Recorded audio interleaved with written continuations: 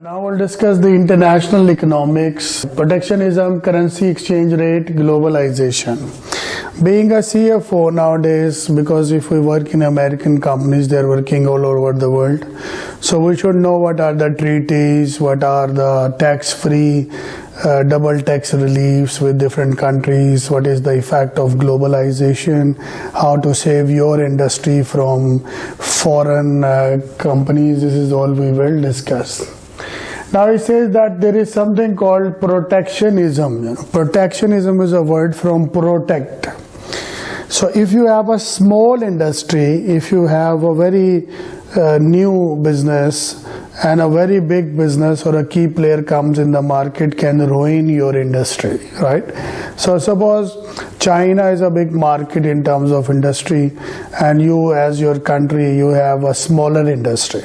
So you put a textile unit or some other unit and suddenly they came with their goods which are better, more innovative and less costly, right? So of course people will start buying that, who will buy your products, and your industry will close.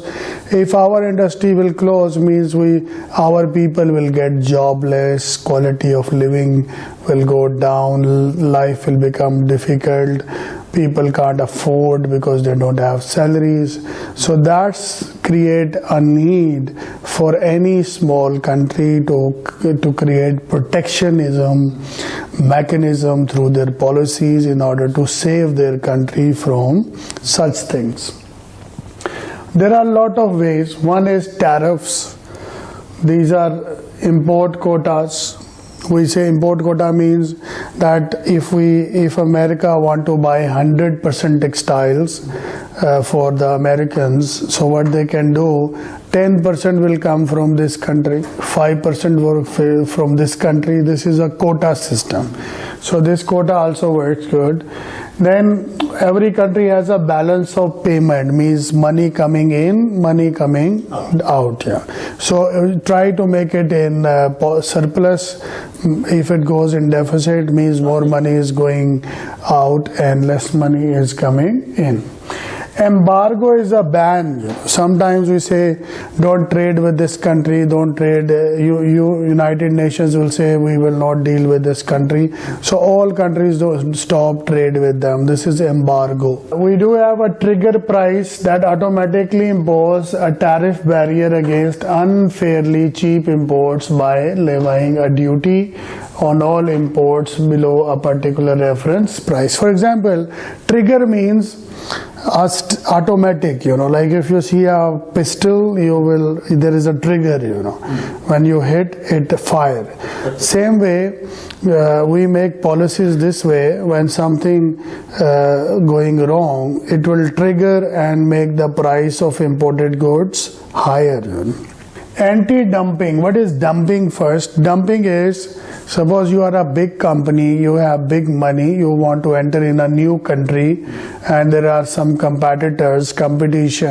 So in order to win the competition, you start selling below cost because you can afford, because you are a big company, right? So this is called dumping. Dumping is not allowed as per international law. So every country has anti-dumping rules and regulations. Repatriation is the process of transferring money earned in foreign location back to the domestic locations. Yeah. This is what is exchange controls are also important. Sometimes, for example, if I want to buy something from African country, they don't have much dollar in general. So their central bank will restrict, they can't transfer more than a certain amount out of the country. So they will send it in installments.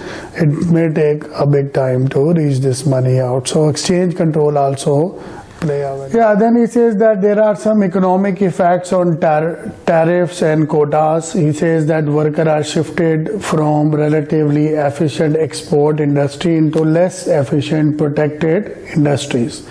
Real wages decline as price increase, as total world output. Under a tariff, excess paid by customer for an imported good is a government revenue. Under a quota, prices are also increased, but the excess is paid to the exporter in their foreign countries. This is the mechanism. Argument for protectionism. See, there are people, they talk about free trade. They say, what is this protectionism? You will put restriction, we will put restriction. So let's make a free trade. That's why we have free trade organization who make sure that there are agreements. People are, if you have some things you want to control, you can control, but let the trade be free. There could be two extreme situations. One is no rule, one is too much rule, and one is in between, calculated rules. So there are people, they are against protectionism. There are people who are in favor of protectionism, right? But as a conclusion, we can say that protectionisms are good, but to a certain extent. It should not be restrained in the way of a free trade. Yeah, sometimes, if you have international money, global capital flow means the money coming from different sources, from international ways in your country. If you get more capital in your country, then it will be more GDP, more economic flow. If you have less, then it will be a less flow. Sustainability is also a factor. That are you sustainable in terms of your environment, others. Market for foreign currency. Do you have market like which currency, which country you deals with most of the time, dollar, euro, pounds, and if they fluctuate, it affects your trade mechanisms as well.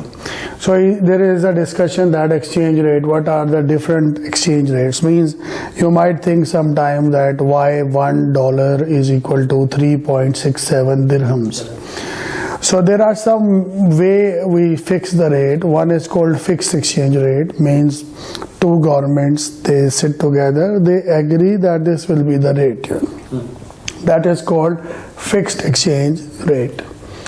One is we called as free floating exchange rate. Free floating means that there is a demand, there is a supply. For example, a lot of people will earn money at the end of the month, they will go to exchange and they want to transfer money to their countries. Now that day, demand for dirhams will go down and demand for other currencies will go up, right? So that's why you should not rush the day you get salary. You have to wait till a lot of people will transfer and then the rate will get little bit better. So floating means free demand and supply, and there is no intervention of the government. As the more demand for dollar will increase more rate for dollar. One is the extension managed float rate. Government of every country, they let the demand and supply to go, but till some extent, if it goes out of the strategy or policy, they intervene into and they manage the rate for certain reasons. Yeah, exchange rate and purchasing power are in relationship because this is go side by side. This is the price of one unit foreign currency in terms of domestic. This is demand, this is supply. Here they intersect. This is the equilibrium and the quantity of the foreign currency. This is what he explained. He says when one currency can be exchanged for one more unit of another currency, the first currency appreciates in relation to the second currency. So this is the natural mechanism. Second currency depreciates in relation to the first.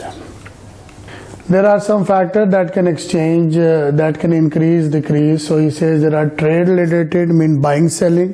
There is inflation, income, government intervention. So these are some factors through trade mechanism.